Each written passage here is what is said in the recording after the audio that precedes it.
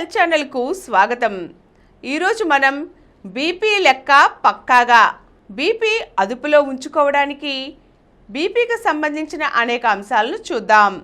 అధిక రక్తపోటు చడి చప్పుడు లేకుండా శరీరాన్ని దెబ్బతీస్తుంది.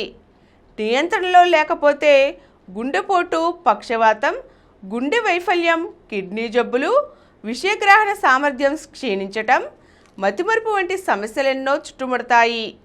అందువల్ల దీన్ని తేలికగా తీసుకోవడానికి లేదు.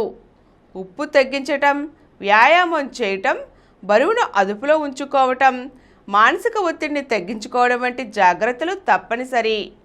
అవసరమైతే వీలైనంత త్వరగా మందులు ఆరంభించటం మంచిదని అమెరికన్ హార్ట్ అసోసియేషన్ కొత్త మార్గదర్శకాలు సూచిస్తున్నాయి. తాజా శాస్త్రీయ రుజువుల ఆధారంగా వీటిలోని కీలక అంశాలు ఇలా ఉన్నాయి. అధిక రక్తపోటు కొలతలు మారలేదు, కానీ 2017 నాటి మార్గదర్శకాల ప్రకారం నార్మల్ అంటే 120/80 కన్నా తక్కువ, అధికం అంటే 120/80 నుంచి 129/80 వరకు. ఒకటో దశ అధిక రక్తపోటు అంటే 130/80 నుండి 139/89. ఇక రెండో దశ అధిక రక్తపోటు 140/90 నుండి అంతకన్నా ఎక్కువగా. ప్రస్తుతం రక్తనాళాల్లో పూడికలు, పక్షవాత లక్షణాలు, మధుమేహం, కిడ్నీ జబ్బులు, ఊబకాయం వంటి ముప్పు కారకాలు ఉండి వచ్చే 10 ఏళ్లలో గుండె జబ్బు వచ్చే అవకాశం 10% కన్నా ఎక్కువగా ఉన్నవారికి రక్తపోటు 130/80 కన్నా మించితే డాక్టర్లు మందులు మొదలు పెడుతున్నారు. మిగతా వారికి రక్తపోటు అదే పనిగా 140/90 కన్నా ఎక్కువ ఉంటే మందులు ఇస్తున్నారు. 130/80 నుంచి 140/90 మధ్యలో ఉన్నవారికి జీవనశైలి మార్పులే సూచిస్తున్నారు. అయితే వీరి విషయంలో మరింత శ్రద్ధ అవసరమని, జీవనశైలి మార్పులతో 3-4 నెలల్లో ఎటువంటి ఫలితము కనిపించకపోతే మందులు మొదలు పెట్టాలని కొత్త మార్గదర్శకాలు సూచిస్తున్నాయి. వచ్చే 10 ఏళ్లలో గుండె జబ్బు ముప్పు అంచనా 7.5%, అంతకన్నా ఎక్కువ ఉన్నా, మధుమేహం వంటి గుండె జబ్బు ముప్పు కారకాలున్నా దీన్ని ఖచ్చితంగా పాటించాలని సూచించారు. ఇప్పటి వరకు 140/90 దాటిన వారికి ఒక మందుతో మొదలుపెట్టి రక్తపోటు తగ్గకపోతే మోతాదు పెంచుతున్నారు. అప్పటికీ ఫలితం లేకపోతే రెండో మందు జత చేస్తున్నారు.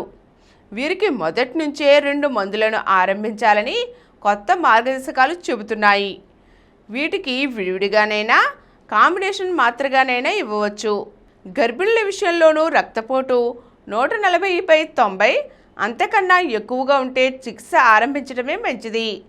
వీరిలో రక్తపోటును ఖచ్చితంగా అదుపులో ఉండేలా చూసుకుంటే గుర్రపువాతం, గర్భవాతం, పక్షవాతం, కిడ్నీ జబ్బులు, నెలలు నిండక ముందే కాన్పు కావటం వంటి తీవ్ర దుష్ప్రభావాలు తగ్గుముఖం పడతాయి. కాన్పు తర్వాత అధిక రక్తపోటు కొనసాగే అవకాశం ఉండటం వల్ల వీరిని పర్యవేక్షించటం, సరైన సమయంలో చికిత్స చేయటము ముఖ్యమే. వీరు కనీసం ఏడాదికి ఒకసారైనా రక్తపోటు పరీక్ష చేయించుకోవాలి. రక్తపోటు 180/120 ఉన్నట్లయితే చాలా తీవ్రమైన సమస్యగా పరిగణించాలి. ఖచ్చితంగా చికిత్స చేయించుకోవాలి. అధిక రక్తపోటు గలవారు రోజుకు 2.3 గ్రాముల వరకు ఉప్పు తీసుకోవచ్చని ఇప్పటి వరకు అంచనా. దీనిని 1.5 గ్రాములకే పరిమితం చేయటం కొత్త విషయం. ఉప్పు మరీ తక్కువైతే ఎలా అనుకునేవారు కిడ్నీ జబ్బులేవి లేకపోతే పొటాషియం ఆధారిత సైంధవ లవణం వాడుకోవచ్చును. అలాగని వీటిని ఎక్కువగా తింటామంటే కుదరదు, పరిమితి తప్పనిసరి. అధిక రక్తపోటు గలవారంతా మూత్రంలో ఆల్బుమిన్, క్రియాటినిన్ నిష్పత్తి పరీక్ష చేయించుకోవాలి. కిడ్నీ ఆరోగ్యాన్ని తెలుసుకోవటానికి ఇది తోడ్పడుతుంది. గొరక గలవారితో పాటు చాలామందికి రక్తంలో ఆల్డోస్టెరాన్, రెనిన్ నిష్పత్తి ముందస్తు పరీక్ష కూడా అవసరం. అడ్రినల్ గ్రంథులు మరింత అధికంగా ఆల్డోస్టెరాన్ను ఉత్పత్తి చేయటం రక్తపోటు పెరగటానికి, పొటాషియం మోతాదులు తగ్గటానికి కారణం. మద్యం విషయంలో కఠినంగా ఉండాలి. దీని జోలికి వెళ్ళకపోవటమే ఉత్తమం. ఒకవేళ అలవాటుంటే మానివేయాలి. మానలేమని అనుకునేవారు పరిమితం చేసుకోవాలి.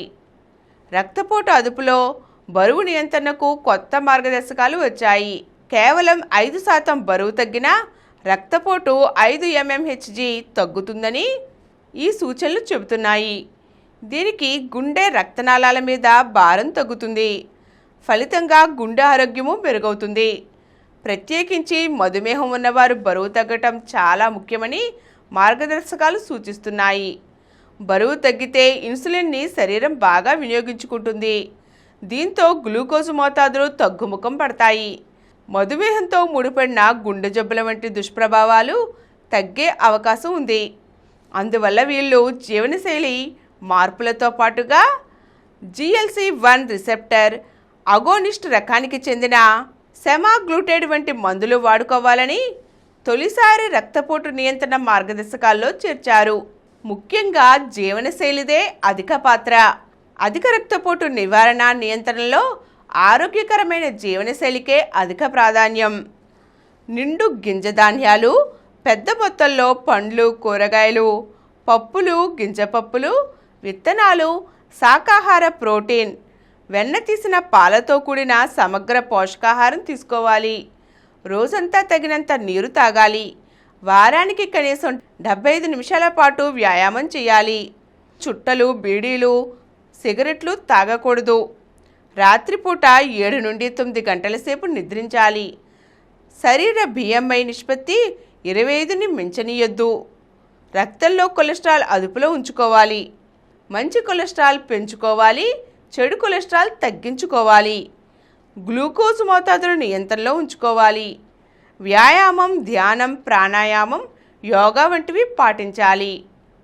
ఈరోజు మనం బీపీ అదుపు కోసం ఏమేమి పాటించాలో తెలుసుకున్నాం కదండి.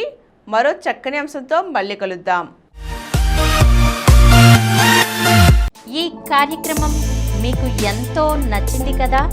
ఇటువంటి మరిన్ని వీడియోల కోసం అనతి కాలంలోనే 20 కోట్లకు పైగా వ్యూస్ సాధించిన సమరం ఛానల్ సమర్పించు సమరం హెల్త్ ఛానల్కు సబ్స్క్రైబ్ చేయండి, లైక్ చేయండి, మీ ఫ్రెండ్స్కి షేర్ చేయండి. అలాగే ప్రక్కనున్న గంట సింబల్ని ప్రెస్ చేయడం మర్చిపోకండి.